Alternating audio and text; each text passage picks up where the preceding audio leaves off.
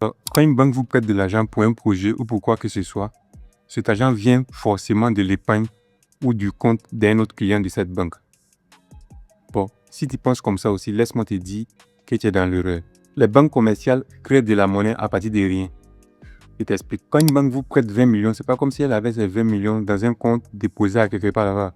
Non, elle vient juste d'inventer ces 20 millions par un simple jeu d'écriture comptable sur ton compte.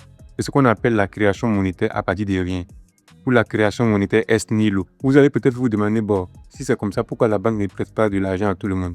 Puisque finalement, on n'a pas besoin de l'épargne des autres ou d'avoir beaucoup de sommes sur un compte pour prêter à une personne. Donc, normalement, la banque devrait prêter à tout le monde. Et puis, c'est facile même. On écrit une somme directement sur ton compte et c'est fini. Bon, pour répondre à cette question, il faut connaître d'abord le fonctionnement d'une banque. Une banque appartient à ses actionnaires qui mettent de l'argent ensemble pour créer la banque. Cet argent est appelé fonds propres. Cet argent est comme un matelas de secours.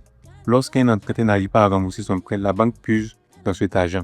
Ensuite, les autorités de régulation exigent que les banques aient suffisamment de capital et de s'assurer que l'emprunteur soit capable de rembourser son crédit. Donc, c'est pourquoi les banques ne prêtent pas à tout le monde. Donc, pour résumer ça en une seule phrase, on va dire les banques ne prêtent pas à ceux qui ont le plus besoin d'argent, mais ceux qui sont les plus susceptibles de les rembourser.